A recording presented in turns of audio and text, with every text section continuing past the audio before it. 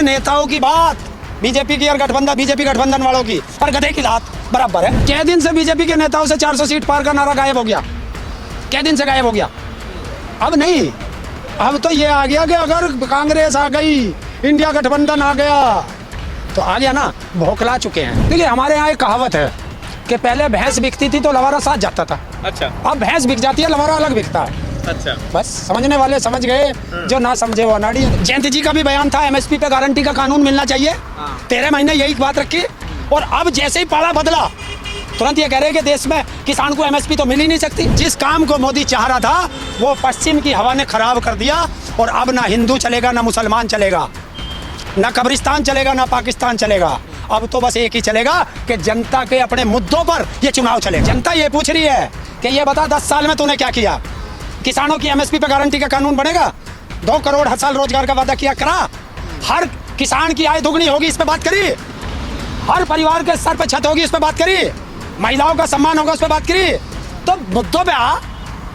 10 साल में वही हिंदू मुस्लिम कब्रिस्तान शमशान पे लड़ोगा। जब पेट्रोल महंगा हुआ था, डीजल महंगा हुआ था, तो क्या कहा था बीजेपी वालों ने? क्या कहा था कि आप जो है क्यों मोटरसाइकिल से चलते हो, क्यों कार से चलते हो, साइकिल से चलो। तो अब क्या उत्तर प्रदेश की जनता ने साइकिल चलानी शुरू कर दी? क्या साइकिल साइकिल साइकिल? अब मिर्ची क्यों लग रही है जब जनता साइकिल चलाने लगी?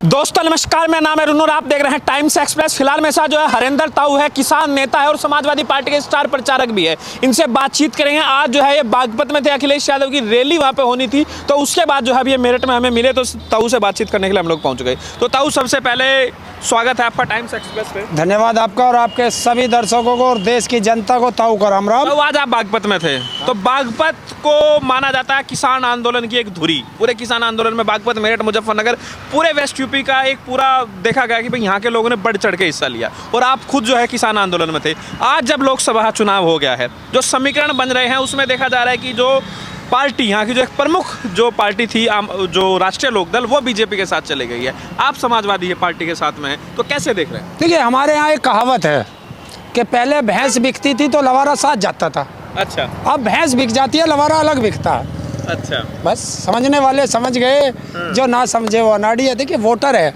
वोटर अपनी मर्जी का मालिक है। आजकल सब जगह ये हो रहा, नेता इधर से उधर जा रहे हैं लेकिन वोटर नहीं जा रहा। वोटर नहीं जा रहा है? वोटर, अरे यार कैसे चला जाऊंगा मैं कि अगर मेरा पिताजी भी बीजेपी में जाए तो मैं तब भी नहीं जाने का, क्योंकि मैं 750 किसानों की शहादत को मैं भूल जाऊंगा। लेकिन जयंत चौधरी ये कह रहे हैं कि हम किसानों के हित में काम करना चाहते हैं और उसके लिए सत्ता में आना जरूरी है। सत्ता से खिलाफ रहते हुए इतने दिन हो गए, क्या कर पाए? और बीजेपी की 400 सीटें आ रही है, तो हम भी विकास के लिए, देश के लिए मोदी जी का हाथ बटाए। किसने कहा तेरे से 400 सीट आ रही? कह रहे हैं 400 पार का नारा लगा रहे हैं आरएलडी वाले भी और बीजेपी वाले भी। आप जो है क्योंकि आज बागपत में थे इसीलिए। कै दिन से बीजेपी के नेताओं से 400 सीट पार का नारा गायब हो गया, कै दिन से गायब हो गया। अब नहीं, अब तो ये आ गया कि अगर कांग्रेस आ गई, इंडिया गठबंधन आ गया तो आ गया ना, भौखला चुके हैं। पहले ये तो आइडिया लगाओ, आप पत्रकार हो, कि अगर मैं कह दूं कि मेरी 600 सीट आ रही है तो कम से कम तुम भी अपना दिमाग लगाओ कि वो 600 सीट आएंगी कहाँ से। 600 तो नहीं आ सकती, लेकिन 400 तो आ सकती हैं। जो आदमी लड़ी 400 सीट पर लड़ने के, जीतने के लिए कितनी सीटों पर लड़ना जरूरी पड़ता है, कितने जरूरी है? कह रहे हमारी सारी आ रही है। वो तो कह रहे हैं आ रही है हमारी सारी। जनता है। देखिए अगर तुम्हारी 400 पार आ रही है तो देश में चुनाव क्यों करा रहे हो? वो तो जीत गए ना सूरत। हाँ तो ऐसे तो जीत गए, तो ऐसे ही कर लो, सबके पर्चे कैंसिल कर दो। क्या जरूरत है पर्चे भी भराने की? डिक्लेयर कर दो कि हम तानाशाह है, राज हमारा चलेगा, बात खत्म हो गई। अब आप ये बताओ, आप खुद इसी इलाके से आते हैं, आज आप बागपत में थे, अखिलेश यादव की रैली होने वाली थी, अखिलेश यादव वहाँ पहुँचे नहीं, क्या कमी रही? भीड़ नहीं थी ना? तानाशाह का रवैया है, देख दिया तानाशाह कि जो हेलीकॉप्टर भी नहीं उड़ने दे रहे, ऐसे तानाशाह। तो ये तानाशाही है और इसका जवाब जनता देती है। अगर ऐसा होता तो परमिशन ही ना मिलती रैली की। परमिशन मिली ना रैली। हाँ तो नहीं आया अखिलेश यादव, ताकि जनता नाराज हो जाए। ये इसलिए किया गया कि जनता आएगी अपने प्रिय नेता को सुनने के लिए, और जब प्रिय नेता को वहाँ जाने मत दो तो जनता में एक ये जाएगा कि आपका नेता नहीं आया। ताऊ, अब आप भले ही कुछ भी कहे, आप ये बताएं, पश्चिम यूपी जिस इलाके से आप आते हैं और आप खुद जो है जाट किसके साथ जा रहा है? हैं? जाट किसके साथ जा रहा मैं है? जाति भी बात नहीं करता, तू जाट की बात क्यों करता, किसान की बात आप कर। भी तो जाट हैं। हैं? आप भी तो हैं। मैंने तेरे से कहा है कि तू मेरी जाति का नाम ले, तू मुझे किसान क्यों नहीं कहता? मैं हर जाति, मैं पश्चिम यूपी की बात होगी और जाटों की बात नहीं होगी तो ऐसा कैसे हो सकता है? और क्यों? और जब पश्चिमी यूपी की बात होगी तो पूरी जातियों की बात होगी, सारी जातियों की।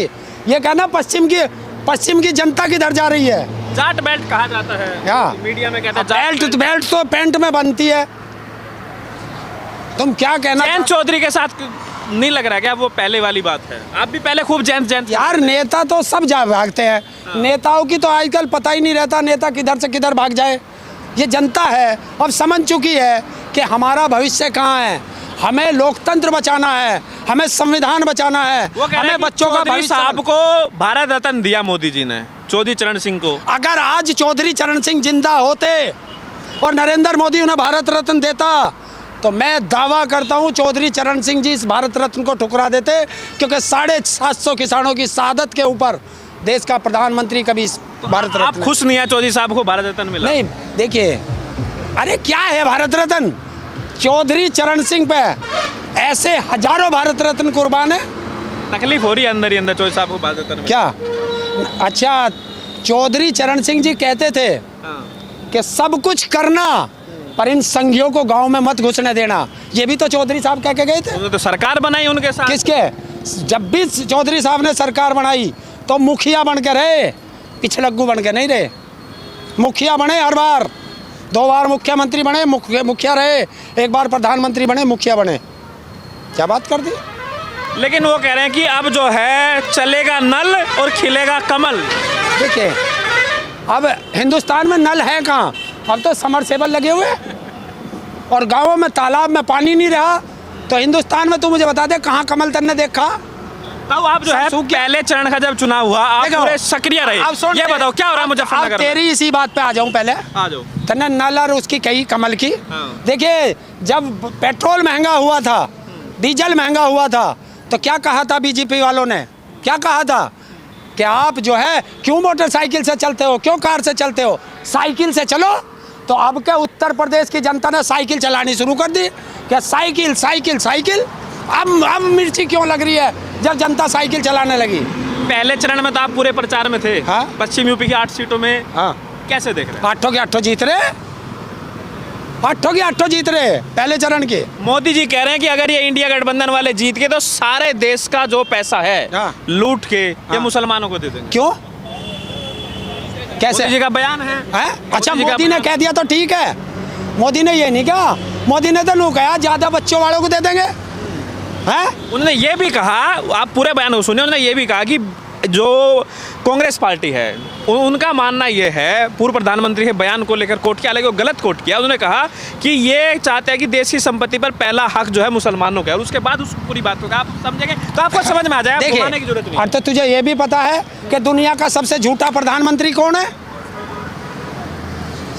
झूठा कौन है? तो ये झूठ बोलना, जब तुम इससे फायदा मिलेगा क्या बीजेपी को? फायदा मिलेगा, जनता सब समझे। जनता ये पूछ रही है कि ये बता 10 साल में तूने क्या किया?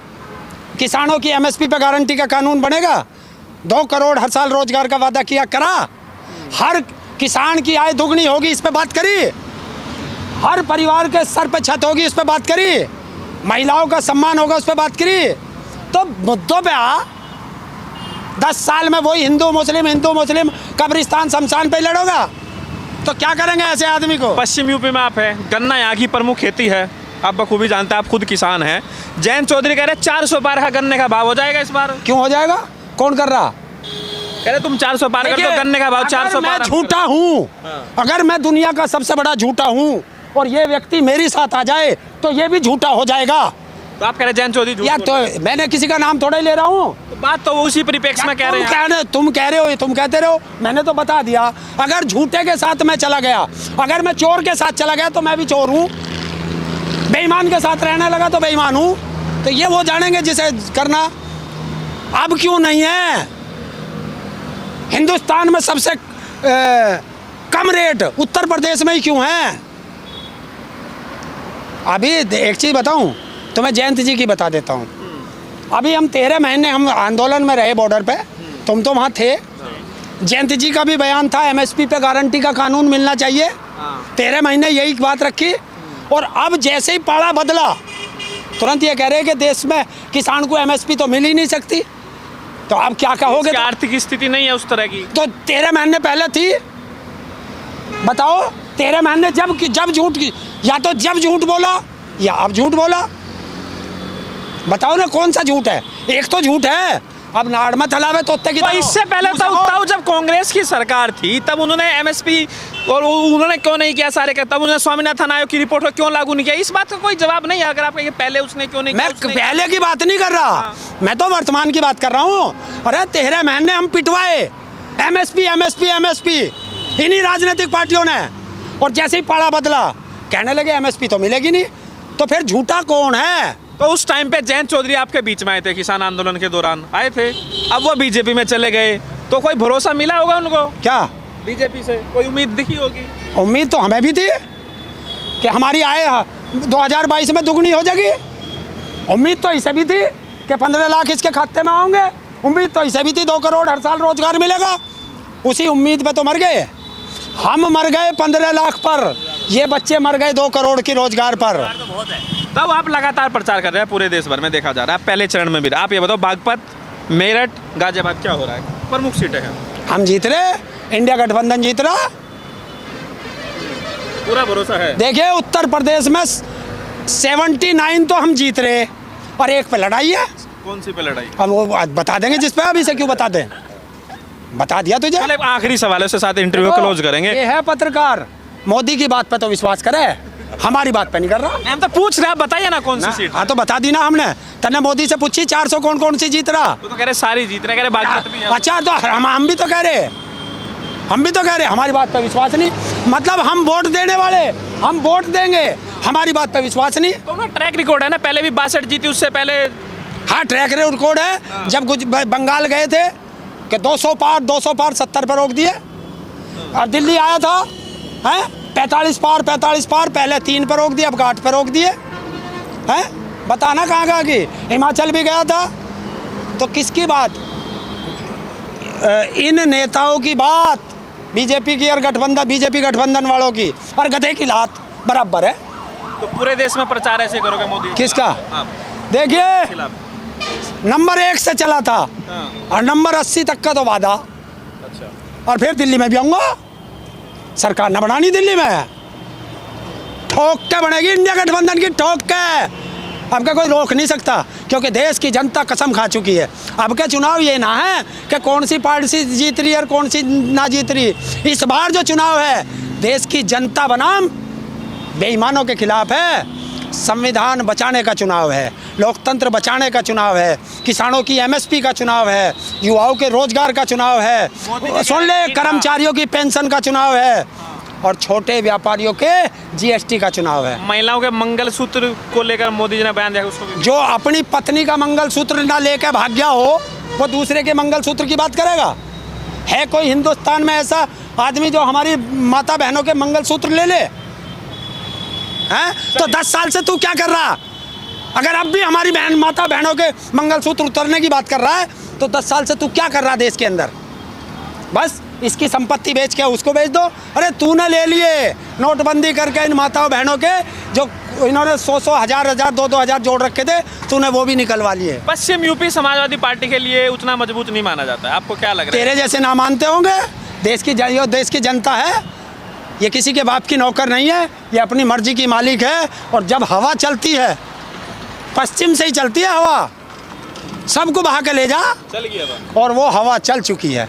जिस काम को मोदी चाह रहा था वो पश्चिम की हवा ने खराब कर दिया। और अब ना हिंदू चलेगा, ना मुसलमान चलेगा, ना कब्रिस्तान चलेगा, ना पाकिस्तान चलेगा।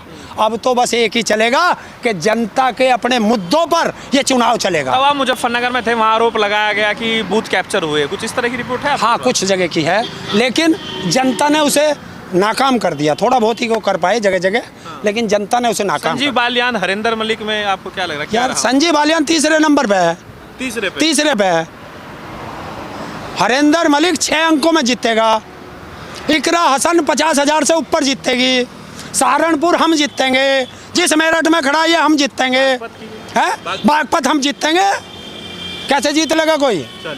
तो ये थे मेरे साथ किसान नेता हरेंद्र ताऊ, अपनी बेबाकी के लिए जाने जाते हैं और किसानों के मुद्दे पर मुखरता से आवाज़ उठाते हैं। और आज जो है ताऊ बागपत में थे, अखिलेश यादव की रैली में पहुंचे थे, स्टार प्रचारक है समाजवादी पार्टी के ना, साफ तौर से कहना है कि इस बार जो है इंडिया गठबंधन ही सरकार बनेगी। आपकी क्या राय में जरूरत है, वीडियो को लाइक शेयर कीजिए और टाइम्स एक्सप्रेस को सब्सक्राइब कीजिए।